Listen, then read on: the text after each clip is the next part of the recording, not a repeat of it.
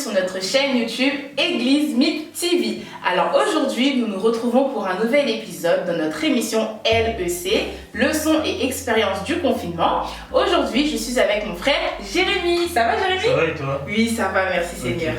Alors aujourd'hui, nous allons écouter, entendre l'histoire de notre frère Jérémy qui va nous parler de son vécu durant le confinement. Mais avant de pouvoir écouter cela, je vous invite à partager, commenter, liker et surtout à cliquer sur la cloche de notification afin de pouvoir recevoir toute notre actualité. Très bien?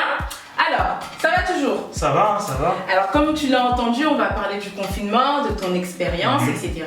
Mais avant de pouvoir rentrer dans le vif du sujet, j'aimerais que tu puisses te présenter en quelques mots et nous expliquer comment tu as rencontré le Seigneur. Bonjour, je me présente, je m'appelle Jérémy Ali, j'ai 20 ans et je vais bientôt avoir 21 ans. Je suis étudiant en diplôme de comptabilité et de gestion, pour ceux qui connaissent, et je travaille aussi dans un cabinet d'expertise comptable. D'accord, ok. Alors, dis-nous un peu comment tu as rencontré le Seigneur. J'ai rencontré Dieu en 2013. Ça s'est passé à travers le football. Depuis que je suis enfant, je joue au football et mon rêve, comme tout enfant, c'était de devenir footballeur professionnel, bien évidemment. Et en fait, comment ça s'est passé, ça s'est fait sur 2 saisons. Okay. La saison 2012-2013, j'avais 13 ans. Tu sais, il y a des tests départementaux pour intégrer une équipe départementale, c'est du 77. Okay. Et la première année, j'ai été éliminé dès le premier tour. Okay. J'ai même pas passé un seul tour. D'accord. Et la saison d'après, 2013-2014, j'ai commencé à rechercher Dieu, à méditer, à prier pour que Dieu m'aide à réussir dans le foot. Et Dieu m'a attrapé à travers cela parce que cette année-là, j'ai été dans l'équipe du 77 et j'ai vécu une expérience formidable parce que il y avait sur 13 ou 14 joueurs, il y avait 10 joueurs de l'équipe de Torcy, donc la meilleure équipe du 77. Et le reste, ces 3 joueurs, c'était que des joueurs pris dans une petite ville. Du coup, j'étais le seul joueur de mon club dans l'équipe départementale et c'était vraiment un honneur pour moi. Et depuis ce jour-là, je suis Dieu et ça, voilà, c'est comme ça qu'il m'a attrapé. Amen. Donc si je comprends bien, tu as accepté Jésus-Christ, enfin, tu as décidé de pouvoir vraiment donner ta vie à Jésus-Christ suite à un échec en fait. C'est ça. Ok, mais comment tu savais que la seule personne qui pouvait t'aider pour pouvoir rebondir sur cet échec était Jésus? Alors en fait, ça vient de ma mère. Ma mère nous a toujours éduqués comme ça, à prier Dieu, à rechercher Dieu. Et elle me disait toujours, t'inquiète pas, tu vas réussir dans le foot et tout, tu vas pouvoir servir Dieu à travers le foot. Et moi, j'ai grandi comme ça en fait. J'ai grandi avec cette volonté-là et je savais que c'était Dieu qui pouvait m'aider et ça a marché. D'accord, ok. Et donc jusqu'aujourd'hui, tu sers toujours le Seigneur, tu joues toujours au foot, j'espère? Je joue toujours au foot. Je suis pas professionnel, mais je joue toujours au foot. Mais je pense que tu es fort quand même. Ouais, j'aime pas dire ça, mais voilà. Ok, d'accord. Alors, tu continues à grandir spirituellement avec le Seigneur, etc. Tu rencontres des expériences jusqu'au jour où on entend parler du confinement.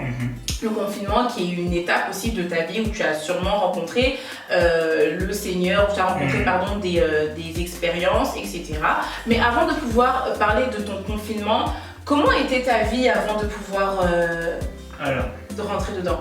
Ma vie avant le confinement, moi déjà je fais plusieurs activités. D'accord. Avec mes études, déjà donc je travaille dans un cabinet comme j'ai dit, mais je suis aussi coach de jeunes footballeurs âgés de 8 à 10 ans. D'accord. Et également je fais du soutien scolaire. Ok. Donc voilà, ma vie elle était rythmée par ça, mes études, le travail au cabinet, mes cours scolaires et du foot. Donc voilà ma vie, après aller à l'église, etc. Donc vraiment une vie normale, assez rythmée et chargée. Très occupée. Et voilà, c'est ça. Et du coup, c'est vrai que le confinement, ça m'a fait du bien quand même. D'accord, parce que tu dis, avec tout ce que tu as cité, pour moi, je trouve que tu avais quand même une vie très chargée. Mais comment faisais-tu pour pouvoir avoir ce temps-là, pour te ressourcer dans la présence de Dieu? Après, tu peux me dire, c'est vrai qu'avec tout ce que je faisais, c'est vrai que c'était difficile. Peut-être que tu vas me dire, j'arrivais quand même à laisser ce temps-là, en fait, un temps pour me consacrer à Dieu. Généralement c'était le soir, tous les soirs quand tu rentres, tu as fini ta journée, tu te dis bon aujourd'hui là je vais essayer de méditer, je vais prier, mais sinon après même dans la journée en fait je suis quelqu'un qui pense souvent, je suis souvent dans mes pensées et je peux être là, je parle à Dieu, je me parle à moi-même, donc voilà c'est ça, je m'organise comme ça, à chaque fois c'est le soir. Ok, voilà. D'accord. Jusqu'au jour on arrive pendant le confinement, donc le confinement arrive etc, on nous dit restez chez vous etc, une grave maladie, une pandémie etc qui est sur le territoire français et sur tout le monde entier. Comment ça s'est passé déjà? Quelle a été ta réaction? Bah moi, dès le début, j'ai pris cela au sérieux. Pourquoi? Parce que moi j'ai des parents chez moi, moi je suis jeune et je savais que ça affectait plus les vieux, donc du coup les personnes âgées. Et du coup je me suis dit il faut que je fasse attention. Donc même depuis le début du confinement, je restais tout le temps dans ma chambre. D'accord.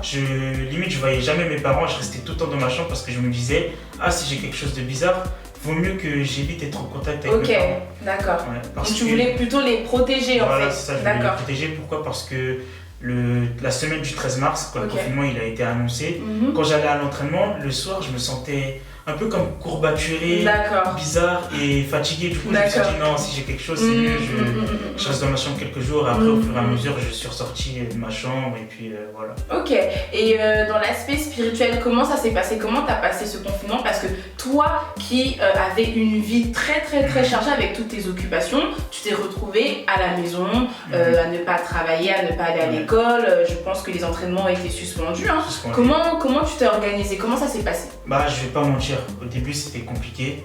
Pourquoi? Parce qu'il y a l'ennui, le changement, tu n'as plus tes repères. Donc du coup tu passes du temps sur les réseaux, tu passes du temps sur ton téléphone, etc. Mais après j'essayais quand même de maîtriser la chose. D'accord. Donc du coup ce qu'on a fait c'est qu'il y a une sœur de l'église qui a eu une idée. C'est que nous, la petite jeunesse âgée de 15 à 21 ans, on se réunisse tous les soirs à 22h et pour qu'on puisse prier ensemble. Et vraiment, mon confinement, c'est ça. C'est vraiment ce groupe de jeunesse-là sur lequel on a pu prier, sur lequel j'ai pu voir que Dieu me parlait, Dieu pouvait m'utiliser pour d'autres personnes.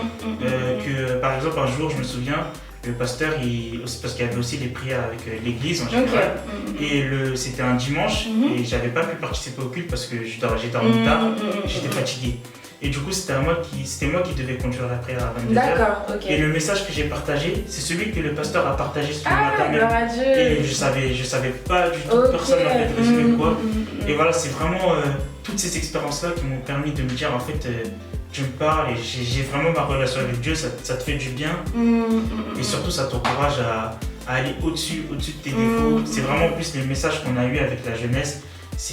On est de jeunes serviteurs, mais Dieu nous demande de nous repentir, Dieu nous demande d'être exigeants avec nous-mêmes, de travailler de plus en plus pour qu'un jour on puisse devenir des personnes qui se rapprochent de cette image qui est Jésus-Christ, l'image parfaite.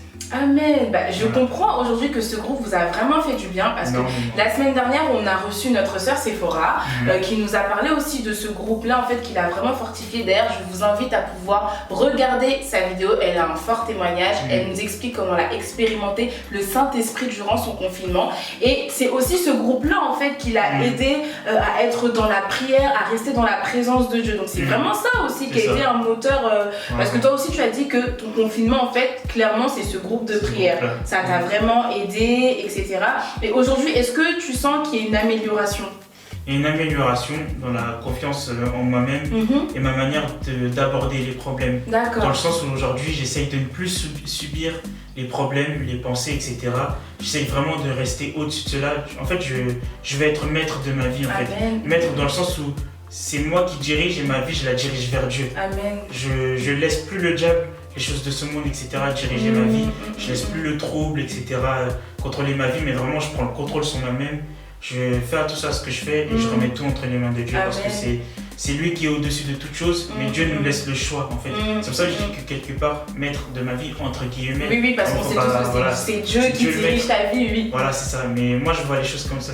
Dieu, c'est le producteur et le réalisateur, et moi, je suis l'acteur. Amen. Donc du coup, c'est à moi d'appliquer le script, la parole de Dieu. C'est à moi de me comporter de la bonne manière, etc. Donc c'est moi qui fais les choix. Dieu dit qu'il nous laisse le choix entre la vie et la mort.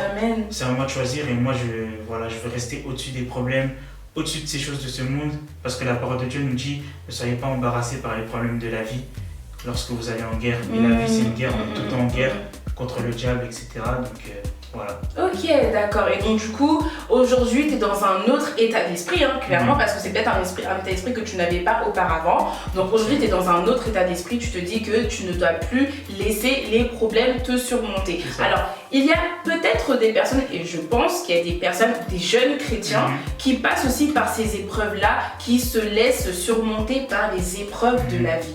Alors toi qui es passé par là, est-ce que tu as un petit message à pouvoir adresser à ces personnes ? Bah, c'est quelque chose qui est assez compliqué quand même parce que dans ce combat-là, en fait, notre pire ennemi, c'est nous-mêmes. Notre pire ennemi, c'est notre tête, c'est celle qui va nous dire des pensées, qui va nous envoyer des pensées, etc.